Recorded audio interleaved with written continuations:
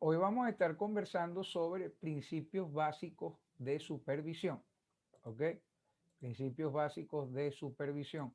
Entonces, las preguntas que tengan a bien hacer, por favor, las escriben vía chat para poder conversar y poder responderlas eh, oportunamente. Bueno, mi nombre, para quienes no me conocen, mi nombre es Ronnie Medina. Yo soy gerente de operaciones de Central American and Caribbean Industrial Training Center, CAC ITC, parte de esta alianza que tenemos con ONTEC y con el Grupo Benítez y la Universidad Lux. Tengo 20 años de experiencia trabajando en el área de izaje y perforación de petróleo, obtención de petróleo. Recientemente o en los últimos 10 años dedicado casi exclusivamente al área de izamiento de carga, tanto en la parte de inspección como de capacitación y calificación de personal. Entonces, para no hacerles el cuento muy largo, somos parte de un consorcio, de una alianza, donde está el Grupo Benítez en la Ciudad de México, en México, donde tenemos también a Central American and Caribbean Industrial Training Center. Nosotros estamos desde la República Dominicana, somos responsables de eh, la representación del 6CB para Centroamérica, el Caribe y las Antillas. Entonces hemos establecido esta alianza con el Grupo Benítez para compartir este tipo de actividades y para compartir información eh, de izamiento en la búsqueda de lograr maniobras y operaciones mucho más seguras y mucho más eficientes. Mira, las grúas o los procesos de izaje o las maniobras de izaje no son nuevos, ¿ok? Casi desde que tenemos conciencia como seres humanos, hemos tenido la necesidad de construir, de crecer, de movilizar material. La movilización de cargas ha sido parte del desarrollo, obviamente, de la humanidad. Nos ha permitido eh, lograr, entre otras cosas, eh, edificar y mejorar nuestra calidad de vida. Igualmente, no seríamos lo que somos si el izamiento no existiera, si el izamiento no estuviese. Eh, pero, igualmente, cuando nosotros trabajamos o hablamos de deslizamiento, tenemos que hablar de la gran cantidad de lesiones y accidentes y de daños que se generan en este proceso. La pregunta clave aquí, eh, queridos amigos y queridas amigas, es ¿qué significa ser supervisor de izaje?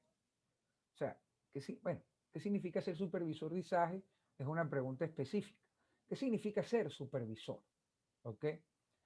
Dirigir grupos de trabajo no es sencillo. Dirigir grupos de trabajo requiere un nivel de preparación tanto emocional como profesional.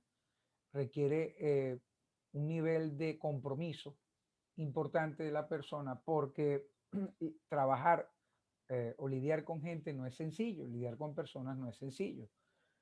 Pero además hay una palabra que es muy pesada y que las personas no la entienden y es responsabilidad. ¿Ok? Aquí hay un tema de responsabilidad, de que esa persona que dirige el grupo de trabajo tiene una responsabilidad muy grande, debe tener el compromiso hacia su grupo de trabajo, hacia la maniobra y hacia terceros. Entonces todo el mundo quiere ser supervisor porque va a ganar más plata, pero todo el mundo quiere ser supervisor hasta que es supervisor. O sea, todo el mundo quiere llegar a algún punto en particular sin entender a veces lo que eso significa.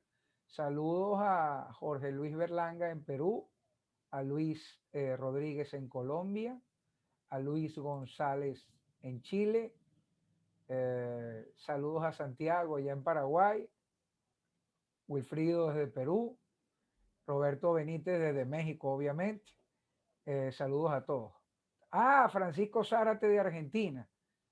Bienvenido, Francisco. Entonces, ¿Qué significa ser supervisor de izamiento? Ser supervisor de izamiento es, entre otras cosas, dirigir un grupo de trabajo, en este caso las personas involucradas en la maniobra, ser responsable del equipo, de la carga, ser responsable del entorno y la maniobra, gestionar eh, los recursos que se les suministran para ser lo más eficiente posible.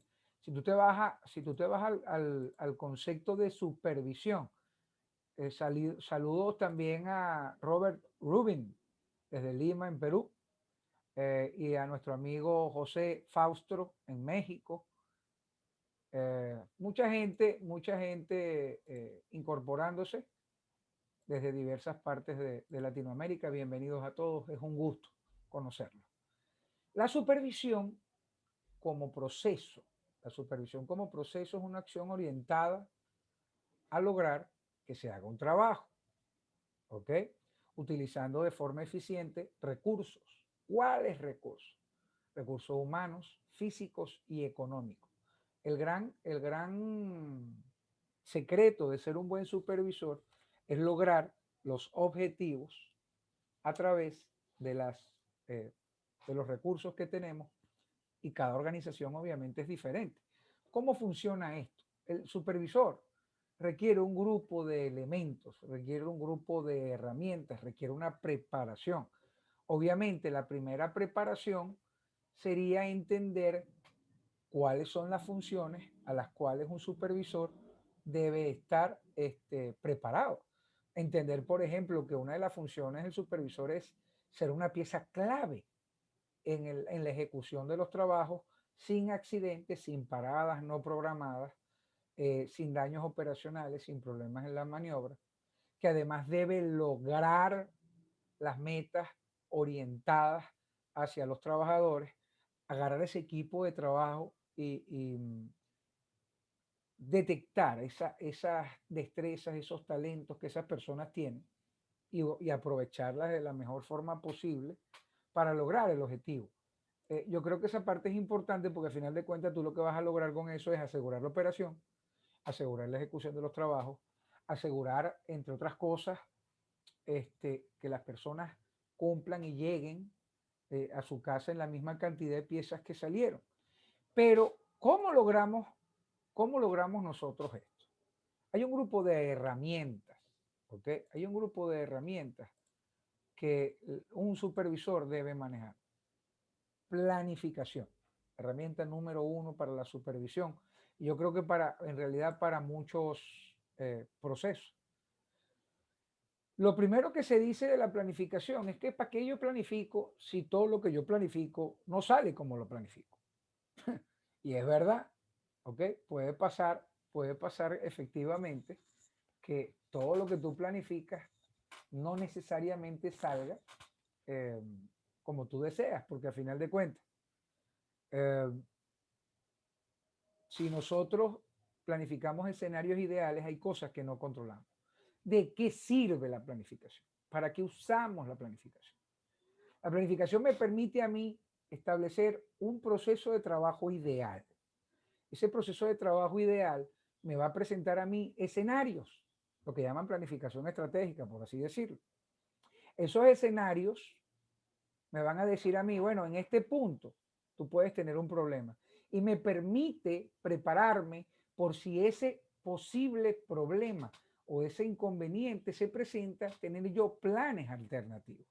En izamiento además hay un proceso para levantar cargas que es la planificación del izamiento, que es un proceso o un procedimiento o un permiso de trabajo según el país que sea, que te permite a ti evaluar todo lo que está vinculado a la maniobra y tomar acción sobre eso para preparar tu maniobra. Ahora, ¿qué pasa en este caso? Tú puedes pasar 6 meses, tú puedes pasar un año planificando una maniobra de izaje que te va a durar 3, 4 horas. Tú puedes pasar 6 meses preparando una maniobra que te va a durar 1 hora. Todo dependerá de a qué te enfrentas tú como supervisor y cómo vas a aprovechar tú estas herramientas. Luego de planificar, cuando tú planificas proceso de trabajo, cuando tú planificas tu maniobra, cuando tú planificas tu actividad, llega un tema donde tú vas a tener que coordinar. ¿Qué significa coordinar? Bueno, ok, ya yo tengo planificado todo lo que necesito, por ejemplo. Esto aplica mucho a la parte de materiales, aplica mucho a la grúa, aplica mucho a estos elementos. Ok, yo sé cuál grúa voy a utilizar. Ya la seleccioné a través de la planificación. Ok, ¿dónde está la grúa? Ya me la trajeron. Bueno, mira, fulanito, tú me vas a traer la grúa, encárgate de esto, la grúa la necesitamos aquí a esta hora. ¿Qué hace falta para que eso esté aquí? ¿Qué materiales, accesorios o elementos requiero yo al momento de hacer el trabajo? Este, ¿qué, qué componentes? ¿Qué personas? ¿Qué procedimientos voy a utilizar? ¿Tengo algún problema con algún tema de legislación, leyes, reglamentos, procedimientos corporativos, normas nacionales, normas internacionales? ¿Qué dicen los estándares? Todo eso es parte de un proceso de coordinación que ustedes van a tener que desarrollar y es la continuación a la planificación. Luego de coordinar, tú tienes que empezar con el tema autorización. Recuerden que un operador o una persona calificada no es competente si no está autorizada, entre otras cosas. ¿Ok? Tienen que llenar permisos de trabajo, tienen que emitir algún tipo de documentación para que el personal, para que la maniobra, para que todo esté autorizado. Esos son elementos que un supervisor debe tener en cuenta. ¿Ok? Entramos a otro tema que también es muy importante. Ya tú planificaste, ya tú coordinaste, ya tú autorizaste. Entramos a la parte de observación y control. La observación me permite a mí detectar problemas operacionales, desviaciones de la planificación, nos permite a nosotros establecer planes de trabajo nuevos, nos permite detectar actos y condiciones inseguras, nos permite tomar acción sobre elementos sobrevenidos o situaciones sobrevenidas que, aunque estuvieran en la planificación, no necesariamente la posibilidad o la probabilidad de ocurrencia era muy alta. Entonces nosotros en ese caso observamos, cuando hablamos de observación, cuando hablamos de observación, hablamos de la capacidad de entender la situación en la que nos estamos moviendo, lo que la maniobra, lo que el trabajo, lo que el lugar, el sitio nos presenta. Y cuando hablamos de control son las acciones que vamos a tomar de forma, bien sea preventiva, prediciendo o tratando de trabajar antes de que ocurran las cosas, o las cosas que vamos a hacer de forma de control o de protección, que es, bueno, tomar acción luego de que las cosas se presentaron. En ese caso entramos nosotros a la parte de observación y control. Otros elementos de interés, otras herramientas que el supervisor debe manejar, y aquí entra un poco el tema de la personalidad, aquí entra un poco el tema de la empatía, ¿ok? Es el proceso de comunicación. Tú te vas a conseguir muchos casos donde te van a decir, mira, pero ¿cómo que hay problema de comunicación si aquí todo el mundo tiene tablet y teléfono?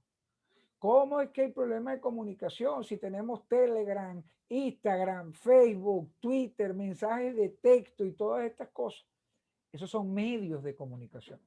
La comunicación es un proceso donde una parte emite el mensaje y otra parte recibe el mensaje y comprende el mensaje. ¿Qué pasa con muchos supervisores? Cuando establecen el plan de trabajo, cuando llegan con la planificación en la mano y divulgan y comparten en una reunión operacional todos los elementos que van a estar involucrados en este proceso, hay una parte que él hizo del proceso de comunicación. Él emitió el mensaje, pero a veces no nos cercioramos de que el mensaje llegó, y más allá de que el mensaje llegó, no nos cercioramos de que el mensaje se entendió. ¿Ok? Yo no sé si a ustedes les ha pasado que mucha gente en campo hace una explicación sobre el proceso de trabajo y pregunta, ¿entendieron? Y todo el mundo dice, sí. Entonces, cuando la persona dice sí, el supervisor asume que sí entendieron. yo les recomiendo que pasen el siguiente paso. Ustedes agarran al grupo de trabajo y le dicen, ¿entendieron? Y cuando el tipo diga que sí, o la señorita diga que sí, usted le dice, ajá, ¿qué fue lo que te expliqué? Y van a ver que va a quedar, la persona va a quedar petrificada. La comunicación es muy importante en todos los procesos. Sin comunicación tú no vas a poder planificar, porque la planificación no es una actividad individual, es una actividad multidisciplinaria. En la parte de coordinación, si no sabes comunicarte, vas a pedir cable de acero y se te van a aparecer con el linga sintético. En la parte de autorización, si no llegas a la persona clave y tienen concertada ese trabajo, a la hora de arrancar el trabajo te lo van a parar o vas a tener inconvenientes porque la comunicación no fue eficiente. ¿Ok?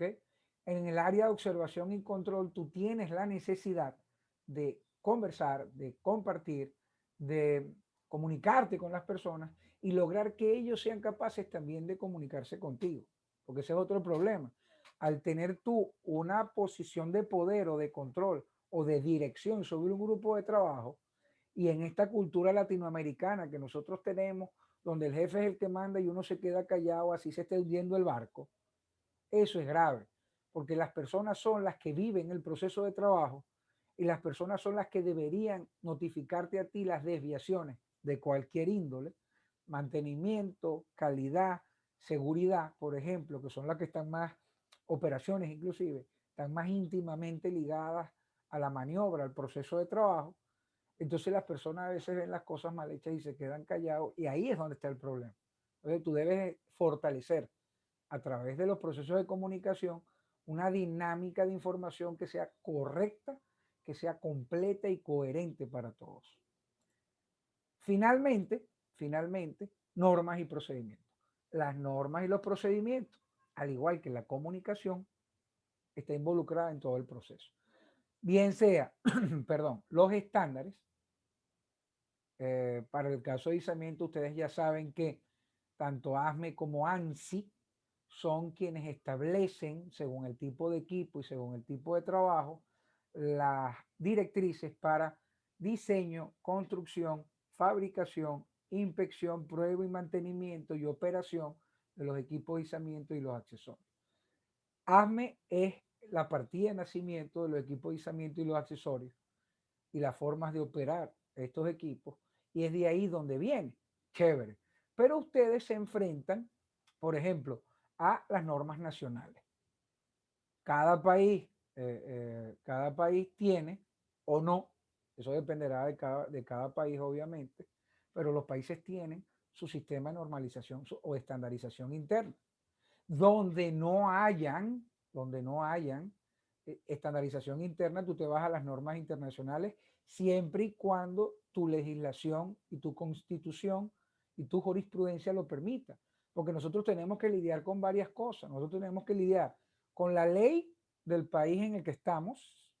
Tenemos que lidiar con estos estándares, por ejemplo, con estos estándares. Tenemos que lidiar con estándares externos si es que existen, reglamentos internos si es que existen, y además dependerá de su cliente las normas corporativas de sus clientes. Yo que soy venezolano, ¿ok? Yo que soy venezolano, en Venezuela, por ejemplo, se trabajaba con normas internas Covenin y PDVSA en algún momento. Pero ahora, como estoy radicado en la República Dominicana y trabajamos aquí se trabaja con una referencia que es OSHA, aunque aquí no, OSHA es ley solo en Estados Unidos, hay clientes acá que trabajan con OSHA. ¿Dónde estamos nosotros? Dependerá. Si tú trabajas a Europa, te tocará lidiar con la norma europea, porque existen otras normas. Existen las normas japonesas, existen las normas chinas, pero además, ¿en qué ambiente de trabajo estoy yo? Trabajo en minería, trabajo en petróleo, porque si trabajas en petróleo, tienes que trabajar con API. Por ejemplo, si además de todo esto tú entiendes que la grúa es una maquinaria y que hay procesos asociados que no regula ASME, pero te mandan a la referencia correspondiente. Usted tiene que revisar la soldadura de una grúa. Usted tiene que revisar la soldadura en un proceso. Para eso está AWS.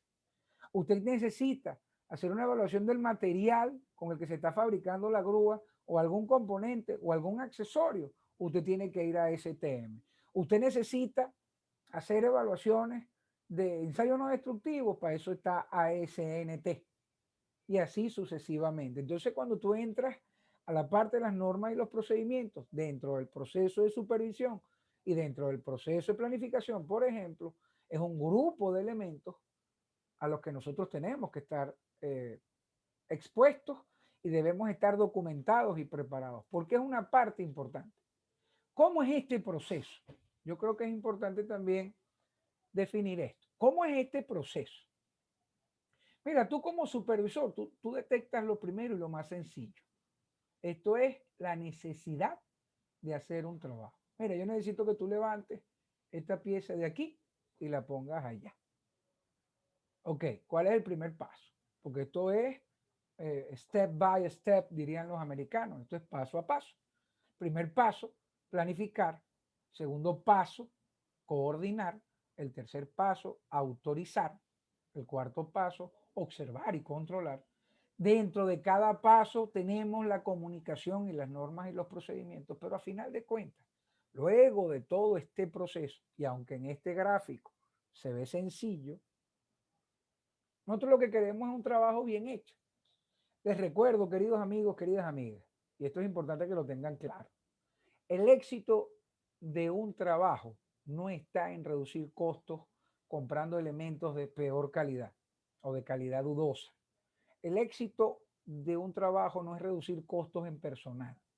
El éxito de un trabajo está en el uso eficiente del tiempo, porque es el tiempo, el patrón o el elemento que mide el éxito de una maniobra. Si tú haces tu trabajo en el tiempo que estableciste, es un éxito. Pero ¿cuál es el famoso comentario cuando a uno lo van a... Mira, te queremos contratar para que trabajes en esta obra de construcción. Vamos a construir una refinería, o vamos a construir un edificio, o vamos a construir un parque comercial. Ah, bueno, pero ¿cuánto dura? ¿Por cuánto tiempo me vas a contratar? No, no, eso es una obra que va a durar 2 años. Entonces uno ya sabe que son 4, 3 y medio. Y uno lo sabe porque la experiencia dice que la gente que planifica en este tipo de actividades planifica ideal, pero la realidad, sobre todo por las cosas que se presentan, lamentablemente, la realidad es otra. Entonces, en este caso, yo creo que es importante que ustedes lo tengan claro. Cuando hablamos de conocimiento, es entender, un supervisor debe entender que tiene un equipo de trabajo. Mira, hay formas de liderar, hay formas de dirigir. Tú puedes ser jefe, tú puedes ser coach, tú puedes ser un mentor, en fin, cada quien tendrá su método o una mezcla de estos métodos. Pero tú debes entender que un equipo es un conjunto de personas donde las habilidades de cada miembro concuerdan con el resto del grupo y que tienen un objetivo en común. Si volvemos arriba, ¿cuál es el objetivo en común de este equipo de trabajo? Un trabajo bien hecho. ¿Ok? Entonces, ustedes o el supervisor tendrá que sincronizar las acciones individuales del rigger, del operador, por ejemplo, pero también tendrá que sincronizar las acciones en equipo de las personas que están involucradas, porque esto es una relación que o están todos o no sirve. ¿Cómo es esto? Necesitamos las personas para el trabajo, necesitamos los recursos para el trabajo y necesitamos el trabajo. O sea, ¿qué haces tú con tener la grúa y el operador si no hay carga? ¿O qué haces tú con operador y carga si no hay grúa? ¿O qué haces tú con operador, carga y grúa si no hay accesorios? ¿O qué haces tú con todo eso si no hay donde colocar o no hay el trabajo no está definido? Entonces, esto es un proceso donde tú tienes que razonar todo el entorno, toda la maniobra, razonar el equipo, razonar la carga, razonar los accesorios, razonar el personal. ¿Por qué? porque hay un grupo de trabajo que tú puedes o no tener. Esto dependerá, por ejemplo, de la estructura organizacional y del tamaño de tu empresa o del cliente. Por ejemplo, básicamente, tú puedes hacer una maniobra de izamiento con el operador y el rigger, porque el rigger o el aparejador también lo llaman, es tres en uno. Pues el aparejador puede ser el aparejador, el guiador y el hombre que hace las señales, que dirige la operación.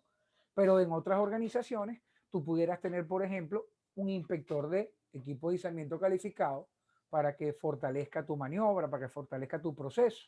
Además de eso, tenemos superintendentes o supervisores responsables o custodios del equipo, sobre todo las empresas que arriendan, alquilan o prestan servicio por hora. Tú pudieras tener un supervisor de izamiento que sería la cabeza máxima de la organización o de la estructura, y además pudieras tener inclusive responsables del izamiento, bien sea por ti como organización o tu cliente o quien recibe el servicio también lo tiene. ¿Qué deben hacer ustedes cuando se enfrentan a este grupo de personas? Tratar de sincronizar las destrezas individuales y lograr los objetivos en grupo. Yo les digo algo, miren, nadie es más que nadie, todos somos iguales, lo que tenemos son responsabilidades diferentes, pero en la organización todas las personas son iguales, en la vida todas las personas son iguales, lo que tenemos son responsabilidades diferentes, es en esas responsabilidades y en la preparación que las personas tienen para esas responsabilidades donde está el éxito de las maniobras. ¿Ok? Entonces es importante que un supervisor tenga eso claro. ¿Ok? Básicamente hay que determinar y asignar responsabilidades específicas y el supervisor es responsable de eso. Hay que proveer el equipo necesario. Eso quiere decir que quien dirige la operación, la maniobra o el grupo de trabajo debe procurar a través de la coordinación y la planificación que tengamos los equipos necesarios, que tengamos el personal calificado y entrenado para tal fin, luego que tengamos personas competentes y como siempre estar atentos a brindar la confianza de que cada quien haga su trabajo y que cada quien se sienta dueño de su actividad, pero a través de la concienciación, a través de la conversación, a través del respeto, que es muy importante. El hecho de que haya, y mira, y es verdad, tú te puedes conseguir operadores que le tienen problemas de lectoescritura, pero eso no implica que sean malos operadores. Tú te puedes conseguir personas que tengan ciertas limitaciones académicas, pero eso no implica que sean malos en lo que hacen. ¿Ok? Por eso les decía, todos somos iguales, pero tenemos responsabilidades diferentes. Además de esto, si ya tú tienes que lidiar con normas, tú tienes que lidiar con un grupo de cosas, con procesos, procedimientos y tal, un supervisor de izamiento obviamente debe estar claro en qué requiere el equipo, en conocer el equipo, en entender las sutiles diferencias que hay de grúas todoterreno a grúas de terreno agresivo, a grúas industriales, a boom trucks, a telehandler, a montacargas, en fin. Tú debes tener claro cómo comprender la carga, analizar temas de densidad, analizar temas de volumen, comportamiento, elementos como los accesorios, cómo los calculo, cómo los selecciono, cuántos hay. El operador está claro en el tipo de equipo que yo trabajo, el rigger está entrenado, calificado y capacitado. Entonces, el supervisor debe conocer los elementos asociados a cada uno de los componentes de la maniobra. ¿Qué te hace falta a ti para hacer una maniobra de izamiento? Te hace falta una grúa. Te hace falta quien opere la grúa. Te hace falta una carga que vas a levantar y obviamente te hace falta conectar la carga con la grúa. Son los elementos básicos. Y tú pudieras pasar mucho tiempo, pudiéramos dedicarle mucho tiempo a cada uno de estos temas desde el punto de vista del izamiento. ¿Ok? ¿Qué elementos también debe conocer el supervisor más allá de todo el proceso? Ok, yo soy el dueño de una empresa, yo soy la persona que está dirigiendo la maniobra o que está solicitando la maniobra. Yo voy a pedir un plan de izaje. ¿Y el plan de izaje qué es? Tener claro ciertos grupos de elementos. Esto es muy somero por acá. Eh, Algo, un resumen, por así decirlo, pero ¿quién es el personal involucrado? Dígame, ¿quién es el personal involucrado? ¿Cuántas personas? ¿Quiénes son? Nombre y apellido, calificaciones. ¿Cuál es el perfil del operador que yo necesito? No, yo tengo un operador de un truck de 15 toneladas. Maestro, vamos a trabajar con una grúa de 1500 toneladas. Esta persona no tiene el perfil para esto. Verificación del equipo. El equipo está calificado. Es un izamiento crítico. El equipo está en buenas condiciones. Es el equipo adecuado. La selección del equipo fue la correcta. Recuerden ustedes que es la carga la que define el equipo, no al revés. La grúa no define la carga, es la carga la que define el equipo. La preparación del área, superficie de apoyo, estudios inclusive de resistencia de suelo, la distancia de seguridad. Recuerden ustedes que el acordonamiento del área pasa por el alcance máximo de la grúa más la mitad de la distancia de la carga más 3 metros. Hay cables eléctricos, deslizamiento es crítico, ¿qué requerimos? ¿Cuáles son los elementos de nivelación?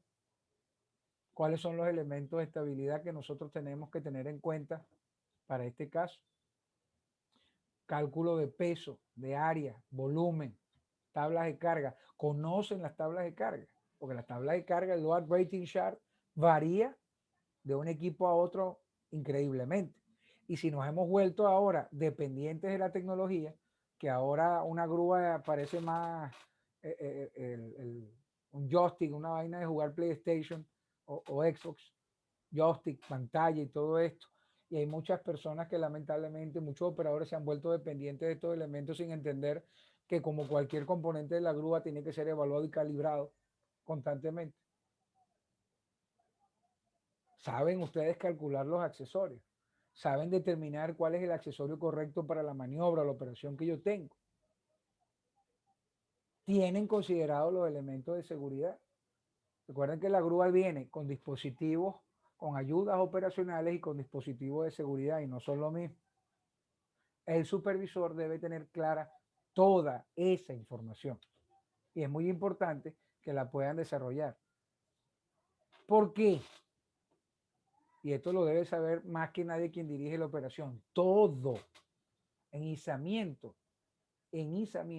todo debe ser evaluado, analizado, revisado, debe estar documentado por escrito, debe estar procedimentado de ser necesario y además debe ser divulgado, discutido, compartido, porque ustedes no hacen nada con tener el manual, la información, si la esconden y no permiten que el resto de las personas lo puedan ojear. Mira, un gran problema que tienen muchas empresas, compran una grúa y el manual del operador lo esconden, lo guardan. Si se llama manual del operador, es para que esté disponible para el operador. Si ustedes tienen un manual de grúa en inglés, traten de traducirlo. Pues tienen dos opciones. O le enseñan inglés al operador o traducen el manual al idioma oficial de su país, que tomando en cuenta el escenario o el grupo, el quórum que tenemos hoy, mayormente es Latinoamérica. Y en Latinoamérica, salvo Brasil, se habla español. Ah, y en Belice. ¿Ok? Entonces, yo les pregunto, por ejemplo, y esto lo podemos compartir ahora al cierre de la actividad. ¿Usted según qué criterios escogería una grúa, un equipo de izamiento para realizar una maniobra? Ah, bueno, ¿cuál es el peso de la carga?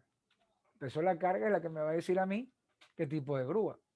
Pues si yo tengo una grúa, perdón, yo tengo una carga que pesa 100 toneladas, obviamente entiendo que requiere una grúa de por lo menos 150.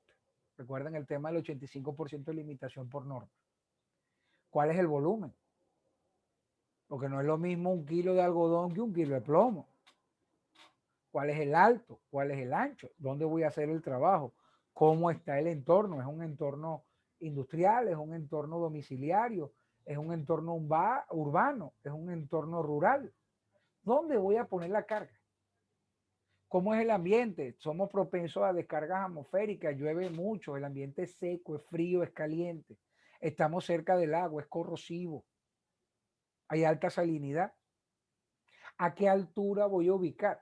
Y esto es importante porque hoy en día El mejor ejemplo que les puedo dar son las turbinas eólicas. Estos abanicos grandes, estos elementos gigantes que están generando electricidad a través del viento. Porque el tema no es el peso. Las grúas que trabajan con turbinas eólicas son grúas de 800 toneladas, de 1000 toneladas a veces, pero es porque ese tipo de grúa es el que tiene las plumas de mayor alcance. Estamos hablando de 120 metros en algunos casos inclusive. Cuando hablamos de 120 metros, multiplíquenlo por 3, estamos en 360 pies. Entonces son cargas de 20, de 30 toneladas, pero que lo tiene que colocar en esa altura. Entonces, hay facilidades cercanas, hay trabajos en simultáneo. Ese son el grupo de cosas, ese son el grupo de cosas a las cuales debemos prestar bastante atención. Te explico lo del 85% en un momento, señor Sánchez. No sé qué significa la Ángel, Aníbal, Andrés, Alfredo, Alberto, Adán, puede ser. Tranquilo, te lo explico al final, el tema del 85%. Me imagino que ya me respondió con Armando. No lo pegué, Armando, qué vergüenza. Parece que la A es una letra muy común, muchos nombres por la A. Entonces,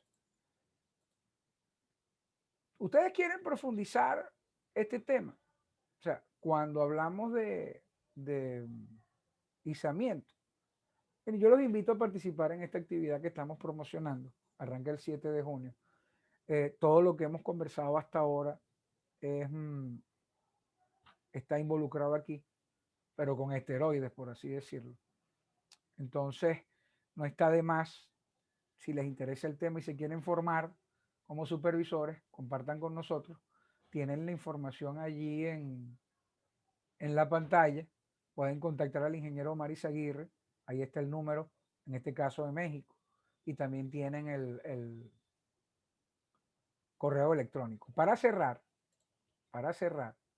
yo quisiera hacer una pequeña reflexión sobre ciertos temas. Miren, amigos, amigas y amigos, ¿ustedes se imaginan comprarse un Ferrari y ponerle ruedas de madera?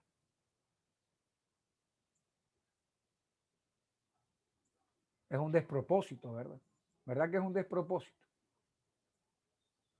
Si ustedes como personas de pronto son dueños o no de alguna grúa o trabajan en este ambiente, si ustedes no le dan el debido amor y el respeto al equipo, el equipo los va a castigar.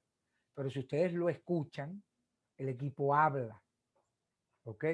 Entonces, en ese caso, como supervisores, si lo son, si tienen la suerte de serlo, por ejemplo, yo los invito a que le den el debido respeto, así como respetan a su grupo de trabajo, respeten al equipo, respeten los accesorios, respeten la carga, porque el proceso de izamiento es un proceso de, ¿cómo les explico? Es un proceso de precisión, ¿ok? Un proceso de precisión, no de velocidad. Y hay personas que lamentablemente, hay operadores que les gusta. Entonces el equipo te dice si el operador lo está tratando mal o no. Si tú consigues cizallamiento en la polea, si tú consigues el cable deformado en ciertas características, el equipo te está hablando. Entonces en este caso, ustedes no hacen nada con formar al operador si el equipo está en condición subestándar. Ustedes no hacen nada con tener una excelente grúa y un excelente operador, sino le dan el debido mantenimiento de los accesorios y hacen las evaluaciones. Y así sucesivamente. Entonces, en ese caso, mi invitación es a que vayan fortaleciendo sus conocimientos en este ambiente. Ahora, vamos a verificar nuevamente el chat. Si tienen alguna pregunta, este es el momento de compartirla. Pero, José Luis Andasol, salud, buenas tardes, saludos. Un venezolano desde Perú.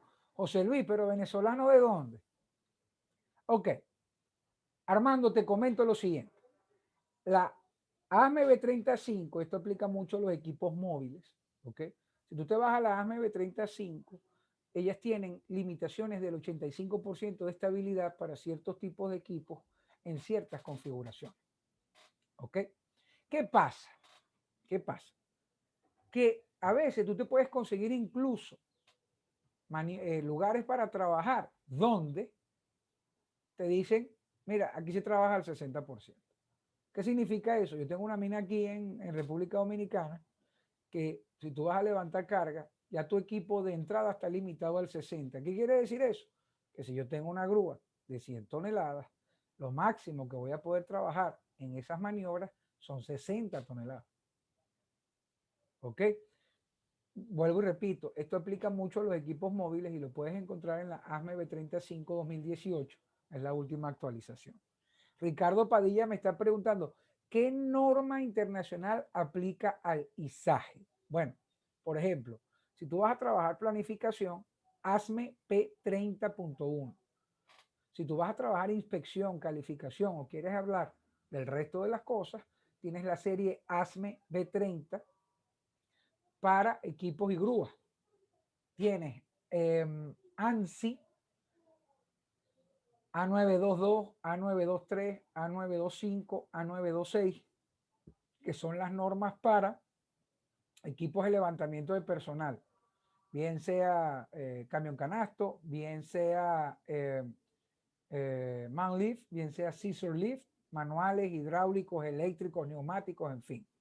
Tú quieres trabajar con montacargas, bien sea contrabalanceado, con piloto sentado, los tradicionales que conocemos nosotros, o montacarga de piloto parado eléctrico, hidráulico, neumático, o rig stacker, que son los levantacontenedores en los puertos. Hazme B561.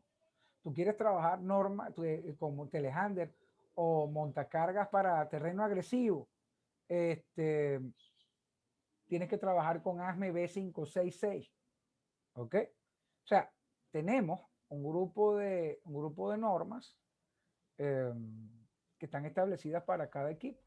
Ahora, si ustedes tienen normas internas nacionales, yo entiendo que, por ejemplo, te doy un caso. En Ecuador, los permisos de trabajo son ley. ¿Ok?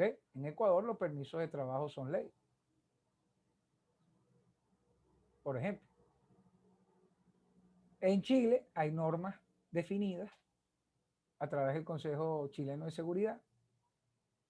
¿Ok? En Colombia está un grupo de normas, pero por ejemplo, aquí en la República Dominicana no hay normas, o las normas que hay no están dirigidas hacia la parte de izamiento. En algunos países trabajamos directamente con ASME, Colombia, Perú, por ejemplo, México, se complementan con el tema de ISO 17024, 17020, 17026. Pero recuerden ustedes que ISO lo que es aseguramiento de la calidad dirigido a diversas áreas. Entonces la 17020, 024 y 026 es aseguramiento de la calidad y un proceso documental dirigido a la parte de calificación, inspección de equipos y la calificación y certificación de personal.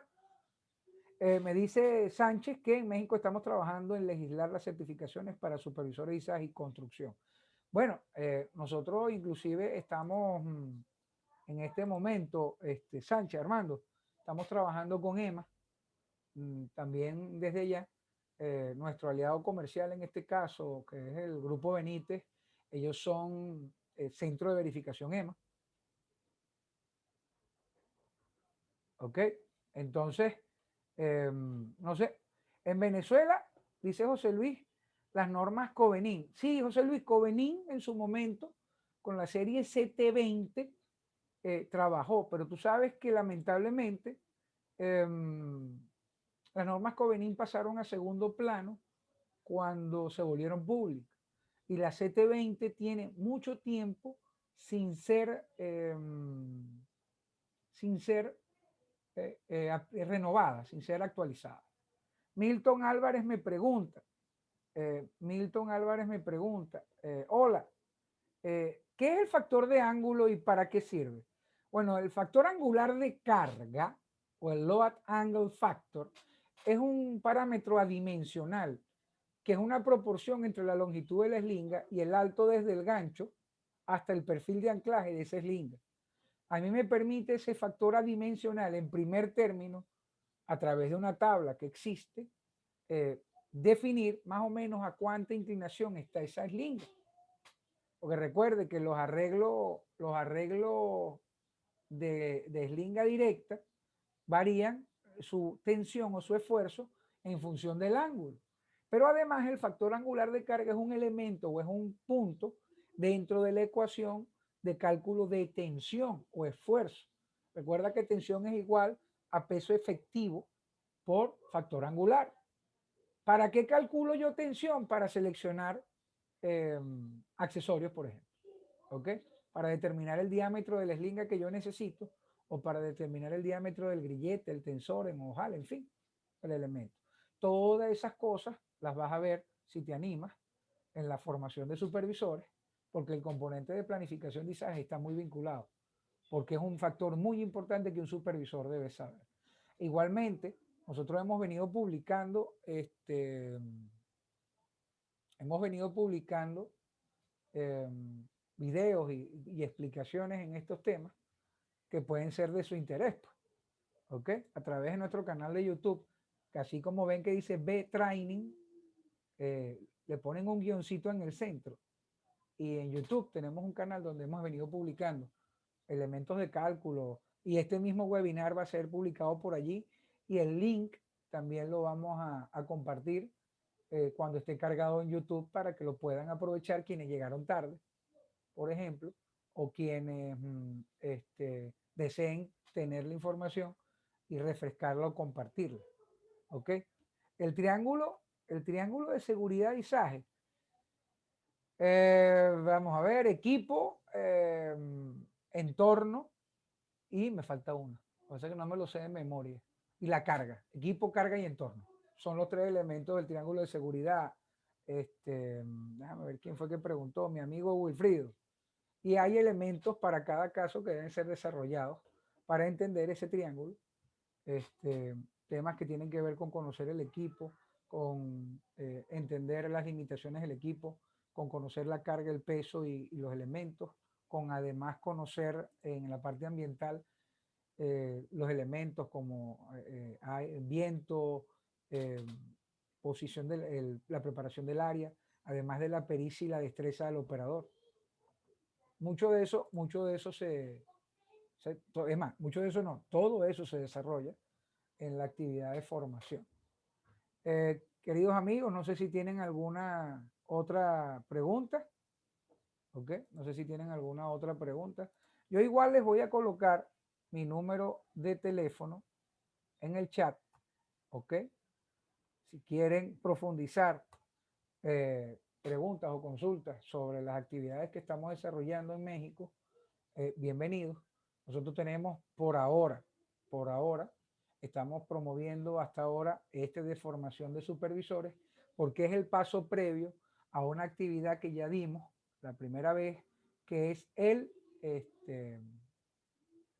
diplomado para supervisión y planificación, el diplomado de supervisores y aislamiento de carga, que dictamos el primer corte recientemente, terminamos en marzo. Fue una actividad de 4 meses, son 200 horas. Entonces, avalado además por la Universidad Lux en México. Y este paso previo, esta pequeña formación, pequeña en el sentido de comparación con el diplomado, es ese primer escalón para que puedan ustedes, si están interesados, acceder a diplomarse en el único diplomado de ese tipo en todo Latinoamérica. Es la única actividad, somos los únicos promotores de una actividad de este tipo desde México hasta Argentina. Pudiera ser también de su interés. Por ejemplo, Ricardo Padilla me dice, ¿nos puedes compartir el canal de YouTube? Ya se los voy a poner por aquí de todas maneras. El nombre del canal, lo pueden buscar. Estamos a la orden. Si no tienen algo más que consultar, algo más que preguntar, espero que haya sido de su agrado la actividad. Este tipo de webinar a nosotros nos encanta. Es una forma de compartir información y llegar a muchas personas. Y bueno, esperamos que haya sido de su gusto. Si alguien quiere comentar algo más.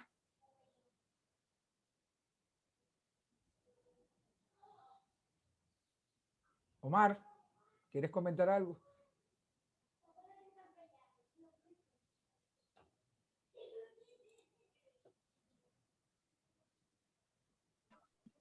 Listo. No, será todo. Cualquier duda que tengan o sobre el curso, por ahí me pueden contactar, por ahí, o si no, está también la licenciada Alessandra, que por ahí también los contactó, les envió la liga. Con toda confianza, dudas que tengan, y también aceptamos retroalimentación por parte de ustedes. Pero por mi parte, muchas gracias por la atención y esperamos verlos pronto en los siguientes eh, eventos que tenemos. Déjame hacer una respuesta aquí. No sé quién hizo la pregunta. Dice Redmi Note. Quien hizo la pregunta, ¿qué significa GMK? GMK son siglas de Grove, particularmente. ¿Ok?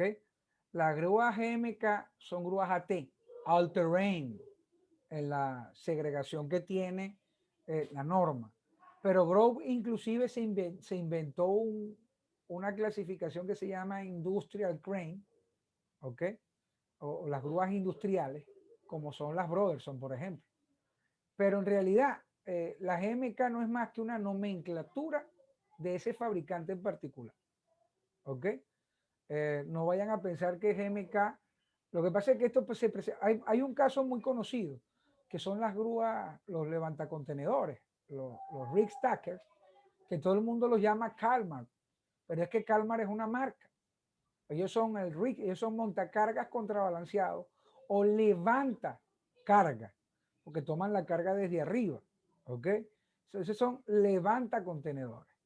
Grove, Money to Walk, Crop, no, Grove, la persona que está preguntando lo de GMK, eso es de Grove, particularmente. Money to Walk compró Grove, en fin, tú sabes que los chiquitos se comen a los grandes, pero GMK es una nomenclatura exclusiva de Grove, ¿ok? Grove entiendo que es parte del grupo Money to Walk, igual que las grúas National y otras grúas así. Es como el tema este de Simon Rowe, que ahora se llama Terex Rowe, las grúas que en México llaman grúas titanes, pero son grúas, son boom trucks, son grúas sobre camión comercial. O sea, las nomenclaturas cambian según sea el caso. Ah, ok, me está diciendo José Luis Andasol. Ay, yo no sabía eso. Grow Money to Work Crop, GMK. Yo sabía que GMK era una nomenclatura de Grow, ahora no sabía lo que significaba, hermano. Muchas gracias. Todos los días se aprende algo nuevo. Ok, queridos amigos, que tengan muy buenas tardes, noches. Entiendo que en México particularmente son las 6 de la tarde ya a esta hora. Acá en la República Dominicana son las 7. No sé si alguien tiene quejas sobre el horario, pero estamos entonces a su completa disposición. Que tengan un excelente cierre del día y muchas gracias.